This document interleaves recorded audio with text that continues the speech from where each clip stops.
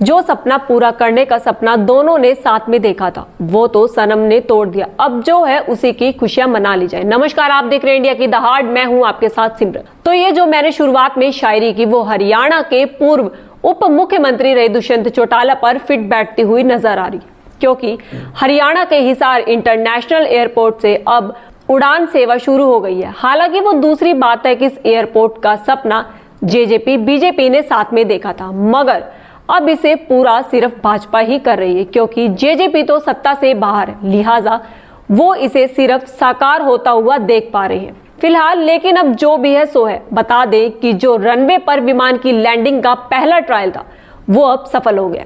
इस कामयाबी के बाद दुष्यंत चौटाला ने भी प्रतिक्रिया दी है। दुष्यंत ने अपने फेसबुक हैंडल पर फ्लाइट लैंडिंग की वीडियो शेयर करते हुए कैप्शन में लिखा है कि हिसार एयरफोर्स की उड़ान सेवाओं को हकीकत बनने में भूमिका निभाने पर गर्व है।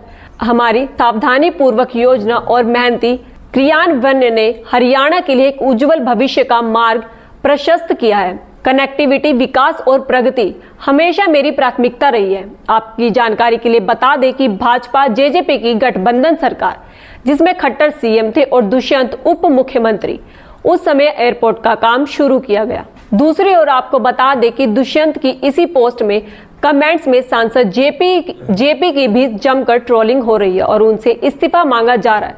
दरअसल इसकी वजह उनका दिया हुआ बयान है, जहां उन्होंने भाजपा पर तंज कसते हुए कहा कि अगर एयरपोर्ट के उड़ान शुरू होंगे तो वो इस्तीफा दे देंगे। लिहाजा अब उनसे सवाल भी यही है कि वो इस्तीफा देंगे भी या नहीं, अगर देंगे तो कब। वहीं दूसरी ओर दुष्यंत की प्रतिक्रिया के बाद उनके चाचा अभय चौटाला का बयान भी याद किया जा रहा है, जहां उन्होंने अपने भतीजे दुष्यंत पर प्रॉपर्टी डीलरों को फायदा देने के लिए एयरफोर्स बनाने की बात कही। इसके पीछे की वजह ये बताई गई है कि हिसार में एयरपोर्ट के लिए जो जमीन अधिकृत की गई, यह अधिकांश जमीन जीएलएफ की थी। इसके चलते बरवाला चंडीगढ़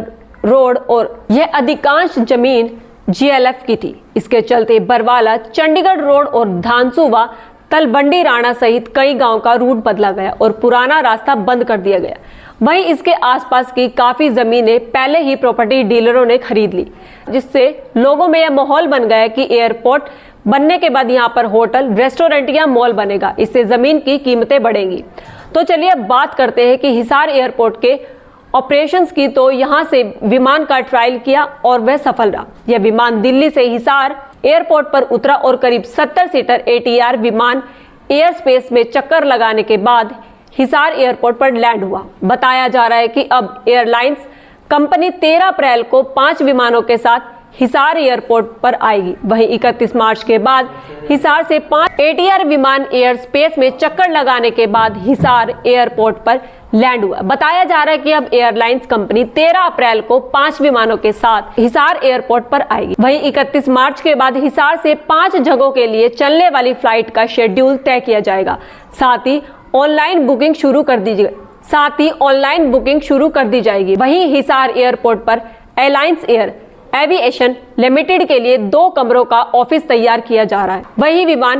वहीं विमान कंपनियों के स्टेशन मैनेजर वहां बैठेंगे। आपकी क्या राय है, हमें कमेंट सेक्शन में जरूर बताएं।